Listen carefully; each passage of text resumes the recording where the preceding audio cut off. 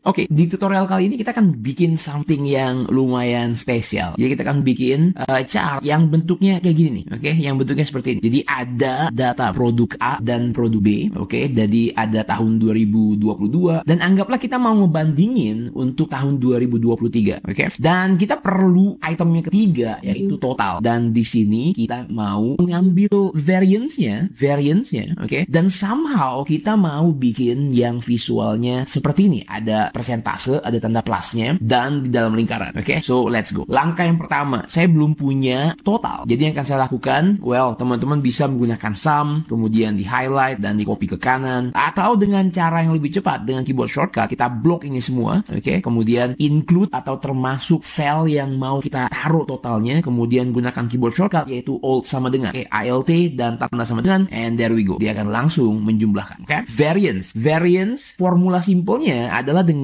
mengambil tahun 2023 kemudian dibagi dengan tahun sebelumnya. Oke, hasilnya antara di atas 100% atau di bawah 100%, dan untuk melihat variance-nya kita akan kurangi dengan 100%. 100% adalah 1. Oke, enter, dan saya dapat jawabannya. Kita double klik dan teman-teman akan dapetin semua jawabannya dalam bentuk persentase. Nah, di sini saya melakukan sebuah trik untuk custom number formatting. Jadi kalau saya blok ini semua, kemudian saya press Ctrl 1, teman-teman akan ngelihat di sini ada tulisan plus 0%. Artinya, untuk setiap angka yang positif, saya mau dia dalam bentuk persentase, oke, karena ada tanda persen, dan kasih simbol tanda plus. Kalau negatif gimana? Kalau negatif, ingat custom number formatting, opsi yang kedua dengan menuliskan titik koma, ini adalah wilayah untuk nilai kalau dia negatif. Jadi saya akan tulis minus 0 dan tanda sama dengan, oke, just in case. Kalau misalnya dia negatif, kita kasihnya ya udah ada minus. Saya akan klik oke, teman-teman, dan kalau kita cek di sini misalnya 2023 lebih kecil. Jadi misalnya 1500, oke, enter, dan dia akan menunjukkan minus 24%. This trick is very powerful, namanya custom number formatting. Kalau teman-teman perhatikan, kita sudah bisa bikin gambar di sini. Saya akan blok ini semua, kemudian kita gunakan Alt F1 keyboard shortcut untuk membuat cluster column chart, atau kita bisa pergi ke insert, kemudian pilih di sini ada yang namanya column chart, dan bentuknya udah mirip ya, oke, udah mirip, oke. Nah, cuma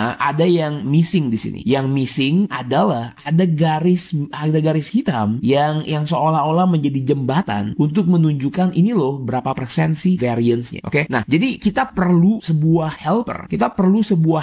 Untuk membuat garis yang ini, dan essentially ini sebetulnya hanya seperti apa ya? Seperti kalau teman-teman lihat di sini, ini sebetulnya adalah sebuah kolom chart juga yang berada, saya ganti warnanya, yang berada di belakang. Oke. Yang berada di belakang. Oke. Nah, jadi pertanyaannya, gimana caranya menentukan poin-poin ini secara konsisten? Well, ini kita bisa coba-coba. Jadi di bagian helper, saya bisa aja bilang, oke, kalau gitu kita coba cari siapa sih yang paling tinggi. Oke, dari antara tahun 2022 dan 2023. Kita akan menggunakan fungsi max, dan kita akan panggil yang paling tinggi adalah di tahun 2023. Dan setelah itu kita bisa tambahkan sebuah variable yang konsisten supaya tingginya selalu sama nih. Oke, jadi misalnya kita taruh 3000 misalnya, enter, dan dia akan membuat 6000, double klik lagi. Jadi seolah-olah kita mau ini nih, oke, tingginya itu selalu konsisten di 3000. Oke, karena kita mencari nilai tertinggi, tambahkan 3000. Oke. Nah, sekarang kalau udah kayak gitu, saya kan bawa ini, dan ini sangat mudah. Kita copy dengan Ctrl C, klik chartnya, dan paste dengan Ctrl V, dan boom. Dan dia akan muncul, oke, kolom chart yang sama. Oke, jadi di sini ini sebenarnya corresponding dengan kolom chart yang di sini. Oke, kemudian yang ini corresponding dengan kolom chart yang kedua, dan yang pertama ini corresponding dengan kolom chart yang ini. Oke. Nah, jadi sekarang gimana caranya supaya kita bisa taruh dia di belakang? Oke, di belakang dari dua ini, dan triknya adalah dengan secondary axis. Jadi kita akan klik di kolom chartnya, kemudian klik kanan, kita pilih change series chart type, dan karena kita mau membuat secondary axis, kita harus pilih all the way ke bawah yang namanya combo. Oke, dan di series 3 kita akan klik secondary axis. Oke, dan lihat di sini sekarang dia akan muncul secara terpisah, seolah-olah dia adalah bagian yang berbeda. Tapi the trick is, setiap kita pilih secondary axis, dia akan selalu muncul di lapisan terdepan, sedangkan yang kita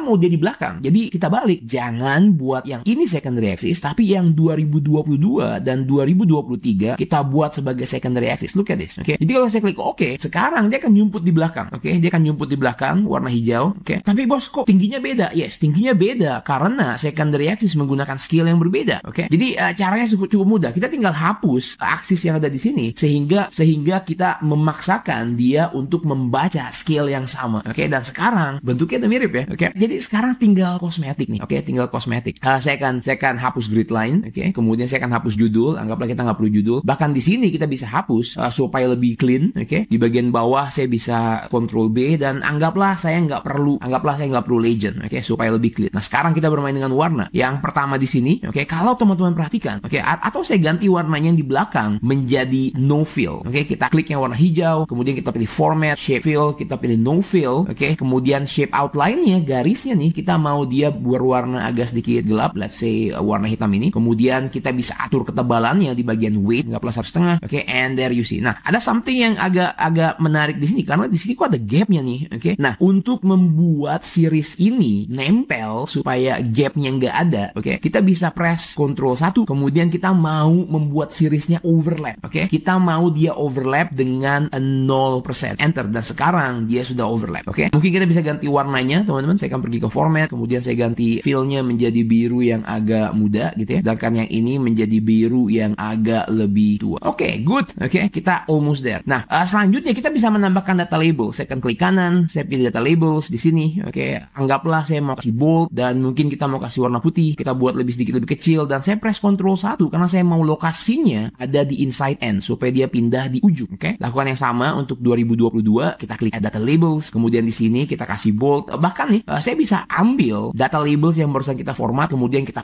pilih format painter dan kita klik di sini supaya formatnya sama. Oke, dan sekarang saya akan press Ctrl 1 dan kita lagi-lagi pergi ke inside end supaya dia pindah ke inside end. Nah, sekarang problemnya adalah bagaimana caranya membuat data labels yang akan menjadi di sini nih. Oke, yang akan bilang ini adalah 24%. Oke, nah data labels ini kita harus membuat sebuah marker atau line chart. Jadi dengan menggunakan data yang sama, saya akan bikin satu lagi. Oke, saya akan klik dalam chart dan saya lakukan copy and paste dengan Ctrl V dan sekarang dia akan muncul lagi di sini. Tapi yang saya mau dia ada di primary axis barengan sama si kotak yang warna hitam ini. Oke, jadi saya akan klik, kemudian klik kanan, kita pergi lagi ke change series chart type dan kita mau nih series 4 ini yang baru itu juga bukan secondary axis supaya dia ada di sebelahnya nih, di sebelah sini. Saya mau ganti dulu dia menjadi marker. Oke, jadi kita akan edit di sini. Oke, saya akan pilih format, kemudian shape outline-nya menjadi no outline. Oke, dan kemudian kita akan klik kanan dan tambahkan data labels. Oke, bahkan di sini markernya, teman-teman, markernya kita bisa press Ctrl 1. Saya klik di sini, kemudian kita press Ctrl 1 dan di bagian kaleng cat nih, di bagian marker saya bilang none, jadi no marker. Oke, jadi kita cuma punya data labelsnya aja. Data labelsnya kita bisa klik press Ctrl 1 lagi, teman-teman, format data labels dan saya mau di tengah-tengah. Jadi akan ada tengah-tengah titik yang tadi. Oke, kemudian mungkin kita akan bikin sedikit lebih kecil, oke, dan warnanya agak bold dan kita akan buat fill-nya supaya dia punya background color yang warna putih, oke, dan shape-nya, oke, shape dan data labels ini kita ganti menjadi circle, oke, like this. Oke, formatnya agak sedikit hilang, jadi kita akan bold lagi dan kita akan buat sedikit lebih kecil dan mungkin outline-nya akan kita buat menjadi warna yang agak gelap. Oke, looking good. Oke, yang terakhir untuk memberikan penekanan, oke, selagi kita klik chart-nya, saya bisa pilih insert, kemudian saya tambahkan box di sini untuk menunjukkan bahwa ini adalah totalnya. Oke, of course fill-nya akan kita bikin no fill. Kemudian shape outline-nya kita bisa banget gantinya warna menjadi merah supaya mentereng. Oke. Kemudian di sini kita akan press Ctrl 1, kemudian kita akan pilih border dan di bagian bawah ada rounded corners. Oke. Oh, effects-nya belum jalan ya, sebentar. Kita akan klik dan saya akan pilih yang ini dan sekarang teman-teman akan ngelihat, oke, effects-nya sudah ada di sini dan there we go. Oke, kita baru saja membuat sebuah chart yang nggak biasa. Oke, chart yang nggak biasa dengan memanfaatkan helper, dengan memanfaatkan pengertian secondary axis dan lain sebagainya. Cobain.